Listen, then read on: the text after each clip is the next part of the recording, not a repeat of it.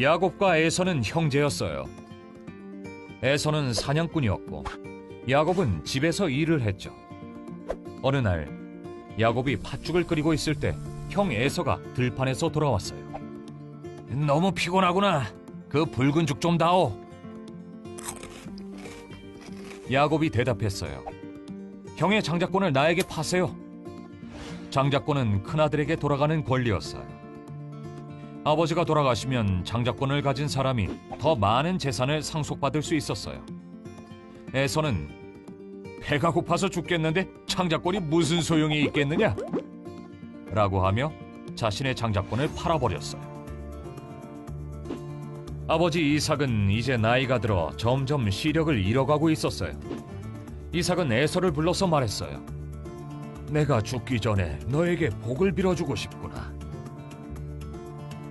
이삭은 에서에게 사냥한 고기로 음식을 만들어 오라고 했어요. 이때 리브가가 그 이야기를 들었어요. 그리고 아들 야곱에게 상황을 알려주며 꾀를 냈어요. 그리고 야곱에게 말했어요. 염소떼에게 가서 제일 좋은 새끼 염소 2마리를 잡아오너라. 내가 그것으로 너희 아버지가 제일 좋아하시는 요리를 해줄 테니 가지고 가서 드시게 하고 축복을 바꿔라. 리브가는 남편이 제일 좋아하는 요리를 만들었어요. 야곱에게 에서의 옷을 입히고 손과 목에 염소털을 둘러서 이삭이 야곱을 에서로 생각하게 만들었어요. 야곱은 음식을 가지고 아버지에게 갔어요. 내 아들아, 네가 누구냐? 이삭이 물었어요. 아버지의 큰아들 에서입니다. 아버지의 말씀대로 했으니 일어나 앉으셔서 제가 사냥한 고기를 잡수시고 복을 빌어주세요. 라고 말했어요. 이삭은 야곱을 가까이 오게 해 야곱의 손을 만져보았어요. 목소리는 야곱 같은데 손은 에서의 것이구나. 이삭이 말했습니다. 야곱은 저는 에서입니다. 라고 대답했어요. 이삭이 말했어요. 내 아들아, 네가 사냥한 고기를 내게 가져오너라. 내가 먹고 너를 마음껏 축복하겠다. 야곱이 음식을 가져오자 이삭이 먹었습니다. 식사를 마친 후 이삭은 야곱을 가까이 오게 하여 야곱에게 입을 맞추고 그의 옷 냄새를 맡은 후 그에게 복을 빌어주었어요. 그 복은 땅과 부 그리고 권력이었죠. 야곱이 나간 후 에서가 사냥에서 돌아와 아버지를 위해 요리를 했어요. 그가 이삭에게 음식을 가지고 가자 이삭은 자신이 야곱에게 속아 이미 그에게 복을 빌어주었다고 말했어요. 에서는 울면서 자신도 축복해달라고 간청했죠. 하지만 이삭에게는 에서에게 줄 복이 남지 않았어요. 에서는 야곱에게 화가 나서 그를 죽일 계획을 세웠어요.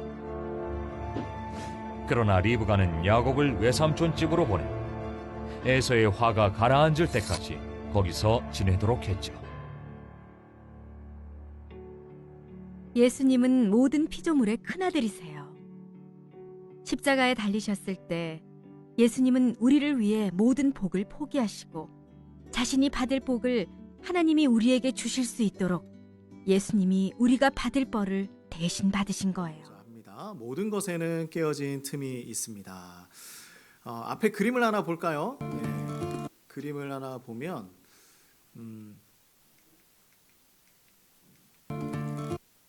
네, 그림을 보면 무엇을 나타내고 있는지 한번 우리 알아봅시다. 사진이 많이 있어요. 그죠? 근데 이 그림이 어느 부분일까요? 자, 얼굴에 있는 부분입니다.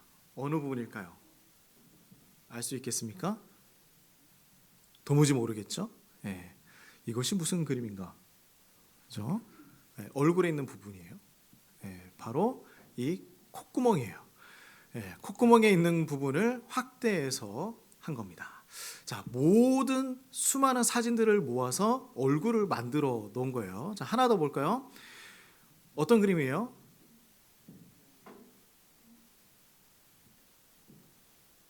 그죠? 뭐 자연도 있고, 새도 있고, 다양한 그림들이 있습니다. 자, 조금 더 볼까요? 네, 뭔가 형상이 조금 나오는 것 같습니까? 전혀 모르겠습니까? 이 사진을 계속해서 모아보니 이 그림이 되고 있어요. 네. 자, 하나 더 봅시다. 바로 이 사진이에요. 그래서 그 수많은 사진들을 모아서 지금 유명한 그림이죠. 살아계신 주라는 제목을 가진 그림입니다. 이것을 우리가 뭐라고 하고 있죠? 이러한 것을 모자이크라고 하죠. 그래서 많은 것들을 모아서 조각조각을 모아서 큰 그림을 만드는 것을 모자이크라고 합니다. 자, 그런데 우리가 이 사진 한 장만 볼 때는 어떤 것이었어요? 이것이 무슨 이야기를 담고 있는지, 어떤 의미인지, 어떤 그림인지 전혀 알 수가 없었습니다. 하지만 수천 장의 사진들이 모여서 한 큰 그림이 되었을 때는 그 그림이 무엇을 의미하는지, 그리고 이 그림이 어떤 목적을 가지고 있는지 분명하게 깨닫게 되었다라는 것이죠. 자, 우리 한번 생각해 봅시다. 우리 삶도 똑같아요. 동일한 거예요. 지금 이 순간 우리가 성공했다는 한 장의 사진이 있어요. 내 삶이 성공의 사진이 한 장이 있고, 어제는 내가 실패하고 넘어져서 도저히 나는 앞으로 희망이 없어, 불행을 가지고 있는 한 장의 사진이 있습니다. 근데 나의 삶을 한 장 한 장씩 이렇게 가지고 있을 때는 내 삶이 어떻게 이루어져 가고 있는지 도무지 알 수가 없는 거예요. 내가 한 사건, 이 사건, 저 사건 하나씩 보았을 때는 내 삶이 어떤 곳으로 흘러가고 있는지 알 수가 없었습니다. 전혀 알아볼 수가 없었어요. 하지만 나의 삶의 순간들이 모두 다 모여지고 한 그림이 되고 나니 그제서야 하나님의 계획이, 하나님의 큰 그림이 보여지기 시작하는 거예요. 우리가 하루하루를, 그리고 인생을 계속해서 살아감에 따라서 그 그림은 더 명확하게 보이기 시작하는 것입니다. 오늘 성경을 통해서 한 가정의 이야기를 보게 될 거예요. 근데 이 표현을 하기에도 좀 부끄럽기는 하지만 이 가정을 보면요, 정말 오합지졸 가정입니다. 단 하나도 마음에 드는 장면이 없어요. 그렇지만 하나님에게는요, 무엇이 있습니까? 계획이 있다. 지난주 우리가 말씀을 나누면서 이삭의 삶을 보면서 어느 것 하나 축복받기에는 온전한 것이 단 하나도 없다라는 것을 발견했었습니다. 그럼에도 불구하고 하나님은 어떻게 했습니까? 이삭을 축복하고 그리고 약속을 지켜나가고 계셨다. 그런데 오늘도 그렇습니다. 이삭도 이삭이지만 그의 아들들의 모습을 오늘 지켜보니 똑같아요. 그 어느 것 하나 하나님이 보시기에 기뻐할 만한 그러한 내용들이 없습니다. 그럼에도 하나님은 계획을 이루어 가시는데요, 우리 이삭의 가정을 한번 살펴보기를 원합니다. 자, 이삭은 40세에 결혼을 했어요. 40세에 결혼했습니다. 아직 우리 다 희망이 있습니다. 40세에 결혼을 했어요. 그리고 60세에 뭐 했습니까? 쌍둥이 아들을 낳았습니다. 할아버지죠, 그죠? 낳았어요. 이 사람들이 바로 야곱과 에서입니다. 근데 이 둘은 태어날 때부터 정말 특별하게 태어났어요. 뭐냐면 동생이 형의 발꿈치를 태어날 때 잡고 태어난 거예요. 이렇게 발꿈치를 잡았어요. 형이 못 나가게 이렇게 잡았나 봐요. 우리가 흔히 발목 잡힌다고 하지 않습니까? 발목 잡히는 건 뭐예요? 어떤 일에 꽉 잡혀서 벗어나지 못하는 것, 그것을 얘기하죠. 사실 이 처음의 시작이 야곱과 에서의 모든 인생의 스토리를 다 표현하고 있다고 해도 우리는 알 수 있습니다. 야곱이 형의 축복을 가로채요. 에서는 야곱에게 복수하려고 살아갑니다. 마치 대기업의 재벌집 아들들이 후계자가 되기 위해서 서로 속이고 또한 서로 이간질하고, 그러한 스토리가 이미 성경에 다 기록이 되어 있습니다. 요즘에 흔한 드라마의 이야기가 그런 것이 아니겠습니까? 그것이 바로 성경에도 있었다. 에서는 어떤 사람이었나요? 사냥을 좋아하는 사람, 그죠? 그리고 성격이 급했던 것 같아요. 왜냐하면 내가 배가 고팠어요. 그랬더니 동생에게 나에게 팥죽 하나만 주면 내가 이 장자권을 너에게 팔겠다, 그죠? 장자권을 팔아버린 거예요. 야곱은 대신에 조용한 성격이었죠. 그리고 형을 속임으로 축복을 가로채는 사람이었습니다. 사람을 잘 속이는 사람이었어요. 자, 무슨 일이 있었는지 우리 더 자세히 한번 살펴봅시다. 1절에서 4절까지 말씀을 보니 이삭은 지금 나이가 많이 들었어요. 그리고 나이가 드니까 눈이 어떻게 돼요? 어두워졌습니다. 앞이 잘 보이지 않았던 거예요. 그래서 자신의 생각에는 나는 앞으로 얼마 살지 못하게 될 것이니 빨리 나의 첫째 아들, 장자 에서에게 나의 축복을 다 빨리 전해주겠다라는 생각을 했던 것이죠. 근데 사실 이삭은 이 이야기를 하고요, 몇 년이나 더 살았을까요? 자기가 죽을 거라고 생각했는데 43년을 더 삽니다. 엄청 오래 살죠. 이삭은 야곱보다 에서를 더 사랑했어요. 첫째 아들을 더 사랑했습니다. 그래서였을까? 에서를 축복하고자 하는 마음이 더 컸던 것 같습니다.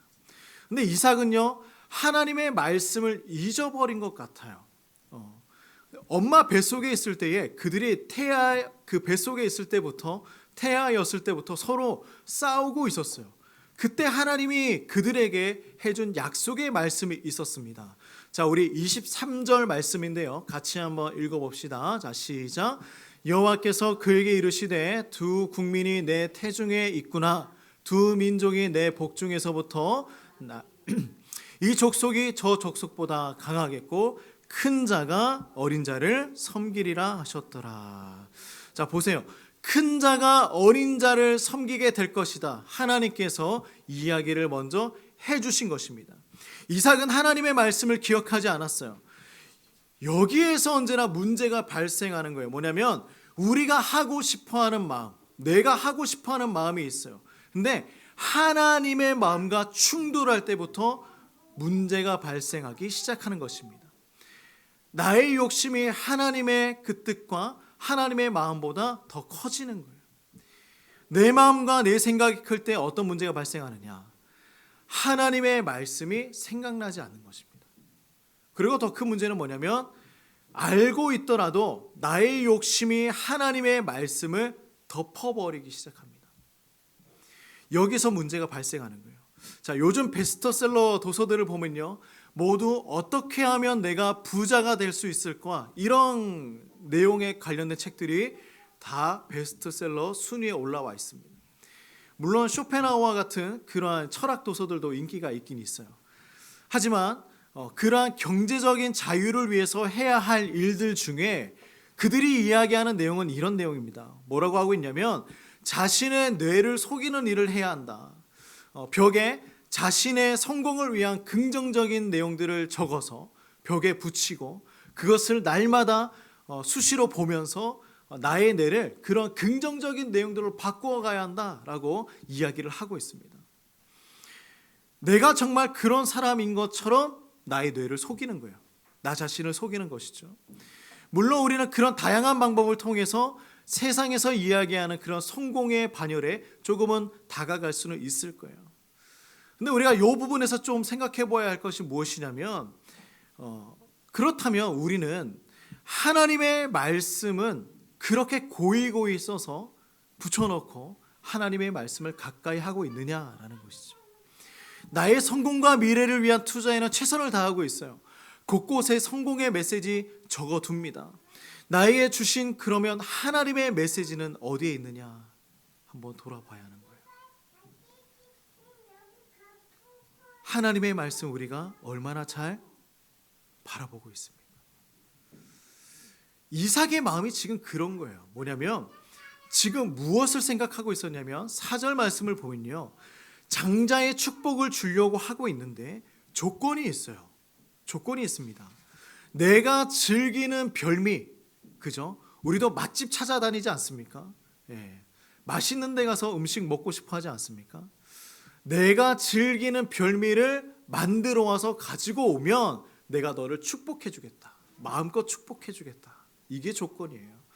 자, 우리 4절 말씀 쉬운 성경으로 같이 한번 읽어봅시다. 앞에 화면이 있어요. 읽어봅시다. 자, 시작. 내가 좋아하는 맛있는 요리를 해다오. 죽기 전에 내가 해주는 음식을 먹고 너에게 복을 빌어주마라고 이야기하고 있습니다. 자, 이삭이 지금 어떤 생각을 했습니까? 자기가 죽기 직전이었어요. 나는 이제 얼마 살지 못할 거야. 축복해 줄 거야. 그런데 뭐라고 하고 있습니까? 내가 좋아하는 맛있는 요리를 해줘 라고 이야기하고 있는 거예요. 배가 고프죠? 네. 죽기 전에 소원이 이거예요. 뭐냐면 맛있는 요리, 별미를 만들어서 나에게 다오. 이게 지금 이삭의 생각입니다. 아주 꼭 이것을 먹게 해달라 간청하고 있어요. 그러면 마음껏 복을 빌어주겠다. 이삭은 하나님의 계획을 자신의 계획으로 지워버리기 시작했습니다. 그리고 에서도요, 축복을 받는 목적이 하나님의 그 축복을 강구한 것이 아니라 물질적인 욕심이 더 많았던 것입니다. 뭐냐면 장자의 축복을 받으면 수많은 것들을, 가장 많은 것들을 자신이 누릴 수 있게 되는 것이었습니다. 그래서 현재 이삭은 믿음이 연약해져 있음을 볼 수가 있죠. 이삭은 어떤 사람이었습니까? 아까 우리가 이모티콘 퀴즈로도 맞추어 한번 보았지만 아버지 아브라함과 모리아 산에 올라가서 자신을 그 제물 위에 올려드릴 수 있는 그러한 믿음이 있던 사람이었어요. 또한 우물을 빼앗기면서까지 그것을 양보해 줄 수도 있고 아무렇지도 않은 것처럼 가만히 있을 수 있는 믿음을 가진 사람이 바로 이삭이었습니다. 하지만 지금 그에게는 지금 믿음이 없어요. 처음에 가지고 있는 그 믿음을 끊임없이 유지하고 지켜나가는 것, 그것은 얼마나 어려운 일이었을까요? 자, 그런데 이 모든 이야기들을 듣고 있는 한 사람이 있었습니다. 아버지 이삭과 에서가 하는 이야기를 듣고 있었어요. 누굽니까? 자, 5절 말씀 같이 한번 읽어봅시다. 시작. 이삭이 그의 아들 에서에게 말할 때에 누가 들었어요? 리브가가 들었더니. 바로 리브가입니다. 이삭의 아내 리브가입니다. 리브가는 계획을 세워요. 계획이라기보다는 음모에 가깝습니다. 남편을 속여서 형 에서의 축복을 동생 야곱에게 주기 위해서 계획을 짭니다. 어떻게 합니까? 야곱에게 해야 할 일들을 알려주는 거예요. 어떻게 하라고 해요? 염소떼가 있는 곳으로 가서 2마리를 잡아오면 어머니 리브가가 그거 대신해서 음식을 만들고 야곱이 그 음식을 가지고 아버지에게 가서 축복을 대신 받는 것이죠. 속이는 것입니다. 모두 똑같아요. 이삭은요, 하나님의 약속을 잊어버리고 에서를 축복하려고 했습니다. 아내 리브가는 음모를 꾸미고 축복을 가로채려고 했습니다. 하나님은 리브가에게 이미 야곱을 축복하겠다, 예전의 약속을 이미 해주셨어요. 그럼에도 그는 자신의 방법대로 가족을 속여서 대신 야곱이 축복받을 수 있도록 만들어갑니다. 아주 적극적으로 속이고 있는 거예요. 자, 이런 계획들은요, 하나님이 기뻐하지 않으십니다. 비록 하나님의 목적이 야곱을 축복하는 것이었습니다. 결과는 누가 축복받았습니까? 야곱이 축복을 받긴 받아요. 하지만 그 과정이 잘못되었다는 것입니다. 리브가가 이삭을 속이지 않았다면, 우리 한번 생각해 봅시다. 리브가가 이삭을 속이지 않았다면 야곱은 축복을 못 받았을까요? 그렇겠습니까? 하나님은 이미 약속을 해주셨어요. 계획을 가지고 있습니다. 근데 리브가가 속이지 않더라도 야곱은 하나님의 축복을 받게 되어 있는 것입니다. 그것이 하나님의 계획이죠. 하나님의 약속은 실패하지 않습니다. 분명히 축복은 야곱이 받게 되어 있습니다. 그래서 우리가 생각해 봐야 하는 건 뭐냐면, 우리 그리스도인들은요, 결과보다 과정이 더 중요한 사람들이에요. 결과보다 과정이 더 중요한 사람들입니다. 우리가 어떻게 하나님의 계획을 성취해 나가느냐, 어떻게 이 과정들을 만들어 나가느냐, 그것이 중요한 사람들이에요.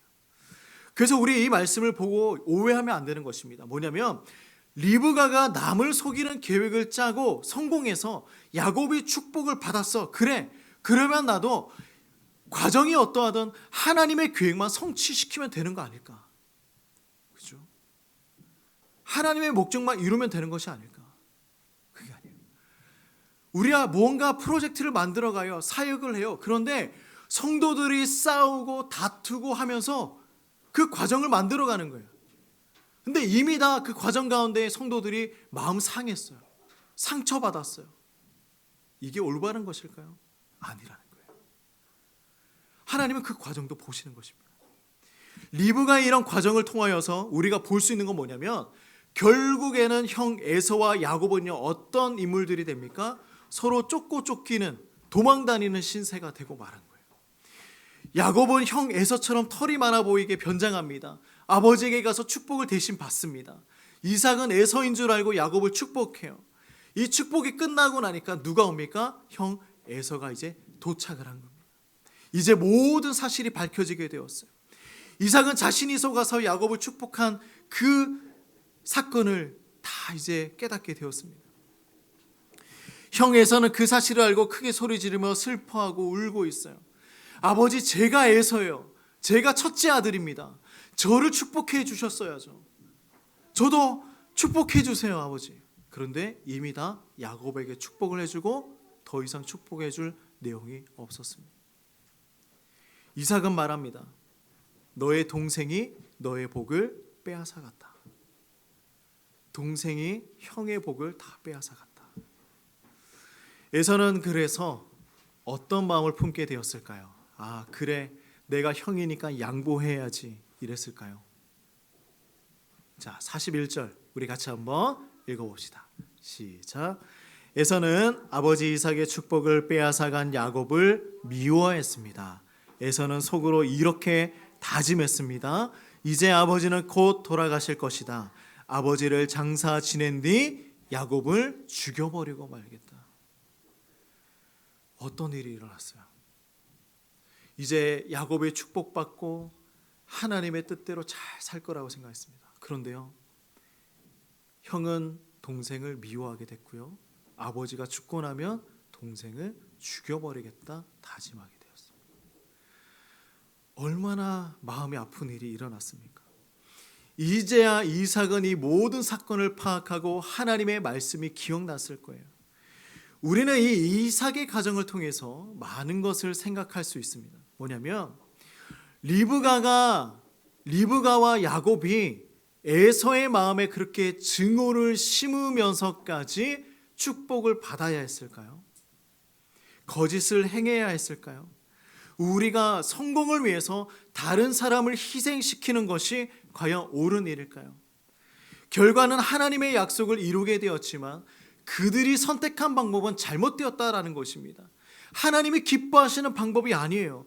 인간적인 방법으로 문제를 해결하려고 하다 보니 결과는 이루어졌는데 그 이삭의 가정에 고통이 찾아오는 것입니다. 특히 어머니 리브가의 고통은 이루 말할 수가 없는 거예요. 야곱에게 속은 형 에서는 아버지가 돌아가시면 자기 동생을 죽여버리겠다 다짐합니다. 잘못하면 이제 두 아들을 모두 잃게 되었습니다. 리브가는 에서가 화가 이제 줄어들 때까지 야곱이 외삼촌 라반의 집에 가서 숨어 있도록 만들었습니다. 그러면 나중에 그 화가 풀리고 나면 다시 데려올 계획을 짰어요. 그런데 어떤 일이 벌어질까요? 어머니 리브가는 야곱이 돌아오는 것을 볼 수 있었을까요? 보지 못하고 인생을 마감합니다. 그때가 리브가와 야곱의 만남의 마지막이었어요. 그렇게 되는 거예요. 너무나 슬픈 스토리죠. 이후로도 야곱은 많은 고난을 겪어야 했습니다. 그 외삼촌 라반의 집에서 20년 동안 일을 해요. 그리고 나이가 들어서 12아들을 낳는데 그 중에 요셉이라는 아들이 있어요. 근데 그 요셉이 형제들에게 배신을 당하고 이집트로 팔려가게 됩니다. 노예로 팔려가게 되죠. 그래서 그 아들과 수많은 시간들을 떨어져서 슬픔 가운데 살아가는 인생이 됩니다. 나중에 야곱이 이집트의 왕을 만나서 자신의 인생을 돌아보면서 이야기했던 그 고백의 삶이 어떤 삶이었습니까? 나의 삶은 환난의 삶이었습니다. 고통의 삶이었습니다. 험난한 삶이었습니다. 이렇게 자신의 인생을 요약해서 한마디로 표현하는 것입니다. 야곱의 인생은 그렇게 된 거예요. 끊임없이 그렇게 살아가는 것입니다. 형을 속이고 아버지를 속이고 했던 그 일들이 결국에는 그의 삶이 험난한 삶이 되었다. 물론 하나님의 축복을 받았지만요. 세상에는 완벽한 사람도 없어요. 완벽한 가정도 없습니다. 언제나 어려움이 있고 고난이 있습니다. 하지만 다 깨어진 그릇 같아 보일지라도 그 그릇을 변화시켜서 사용하시는 분이 누굴까요? 하나님이에요. 우리 사랑하는 성도님들, 그 손목에 힘이 없어서 그릇 깨보신 적 있으십니까? 네. 설거지하다가 그릇 깨고 좋은 그릇이라고 사서 또 막 이렇게 아끼다가 깨어보고 너무나 아깝죠? 네. 그런데 그런 그릇들을 깨어버리고 어떻게 했습니까? 깨어지면 어떻게 해요? 그릇 깨어지면 어떡합니까? 버리죠. 그죠? 쓰레기통에 다 갖다 버립니다. 근데 이제 걱정하지 않아도 돼요. 깨어지면 다시 붙이면 됩니다. 자, 일본에 킨츠키라는 기술이 있어요. 뭐냐면 금으로 이어 붙여서 새로운 그릇을 만드는 것입니다. 어떤 그릇으로 만들어지냐면 깨어지면 이렇게 다시 만드는 거예요. 킨츠키라는 기술입니다. 키는 뭐예요? 금이에요. 츠키는 뭐예요? 이어지다, 수리하다라는 거예요. 깨어지면 그곳에 금가루 이런 것들을 발라서 다시 아름다운 그릇으로 재탄생시키는 겁니다. 깨어진 그릇이긴 하지만 그것이 더 아름다운 그릇으로 다시 재탄생할 수 있다라는 것입니다. 레너드 코언이라는 사람은 이런 이야기를 해요. 모든 것에는 깨어진 틀이 있기 마련입니다. 바로 그 틈으로 빛이 들어갑니다.